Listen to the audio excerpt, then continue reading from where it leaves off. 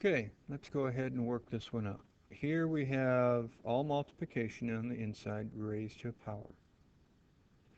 Well, you know that cubing means you're going to go ahead and have to have each thing show up 3 times. And then you can go ahead and simplify stuff. So you're going to multiply your 3's together, you get this. Add your exponents on your c's together, you get this. Add your exponents on your d's, you get this. Now, another way you could have looked at this one is you could have just applied your exponent to each one. A negative 3 cubed is your negative 27. Here you'd have your c squared all cubed, which is an exponent raised to an exponent, so you multiply. Same idea with your d's. You'd have to multiply the exponents. Well, over here, we have a negative exponent. Negative exponent, remember, to make it positive, you want to flip it upside down. And when it says simplify, you typically don't want to leave things with a negative exponent. So now all I'm going to do is apply my exponent to the top part, apply my exponent to the bottom part. Now, the bottom part I can't do anything with, but a 3 to the 4th, if I work that out, I know that that is 81. So, see if you can work these next several problems out without me, and then unpause the video and work them out with me. Once again on this one, it's all multiplication on the inside and in between, so we don't really need the parentheses. So we'll go ahead then, we can multiply in any order we want, so I'm going to put the numbers together, then put the x's together, put the y's together, multiply the numbers together, add the exponents on the x's, add the exponents on the y's. Here, which one has more x's, the top or the bottom? Bottom does, it has 4 more x's, so that's your answer. Now technically, that means if you subtracted your exponents, you get this, and then that's really over a negative 1, or over a 1, and then a negative exponent means you take the reciprocal. But I like the idea of saying, okay, which one has more x's, and going straight down here to the answer. Here we have an exponent raised to an exponent. Once again, we have to go ahead and multiply our exponents then, so we get an x to the 15th. Here we have all multiplication raised to an exponent, so we got to apply that exponent on the outside to each one of these. So a negative 2 to the 5th is a negative 32. Here you have an exponent to an exponent, so you have to multiply those. Exponent to an exponent, so you multiply those. So let's go ahead and take a look at these problems. Well, since everything is multiplication and division on the inside, I can take my exponent out here and apply it to each part on the inside. And that's what I was doing on this first step here.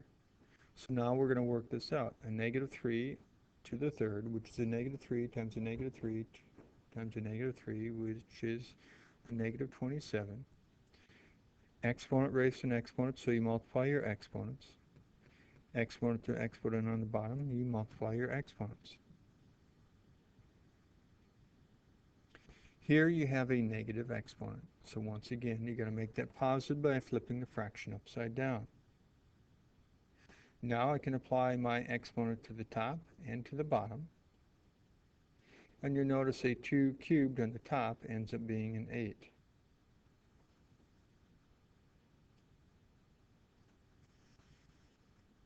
Once again, on the inside here, everything is multiplication and division, so I can apply my exponent on the outside to each piece on the inside.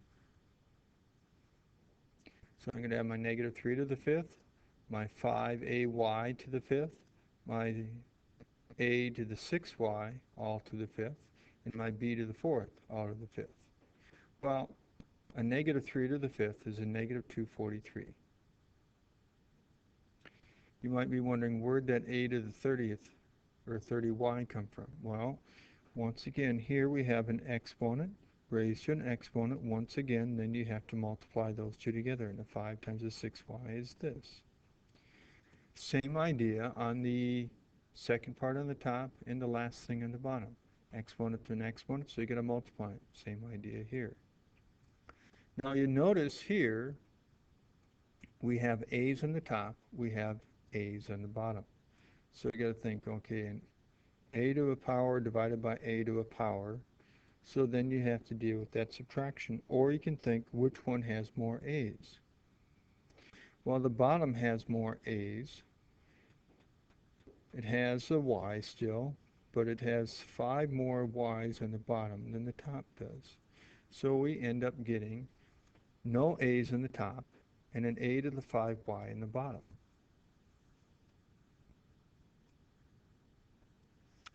Let's review scientific notation.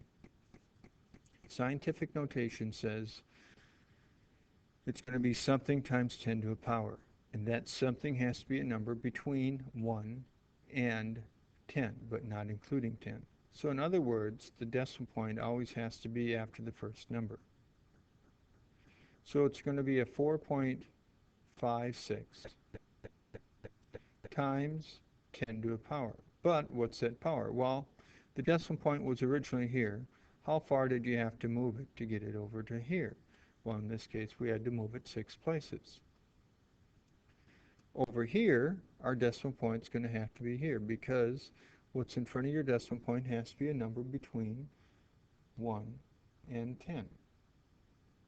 So we know here it's going to be a 9.2 times 10 to a power. But here, how far did we move it? 1, 2, 3, 4, 5. But we moved it the other direction, so it ends up being a negative 5.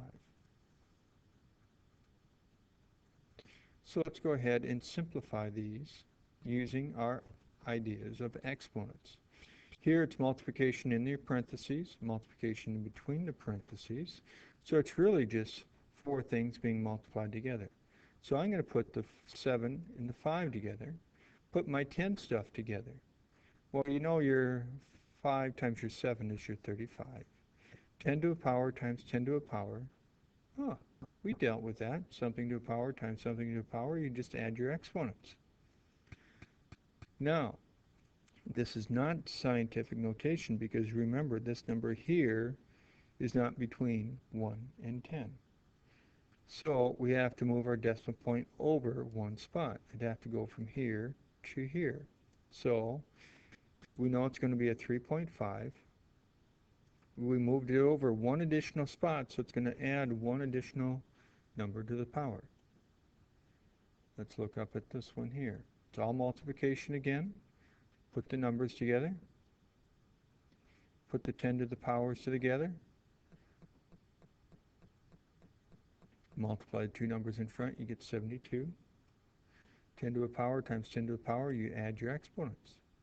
So that's your scientific notation.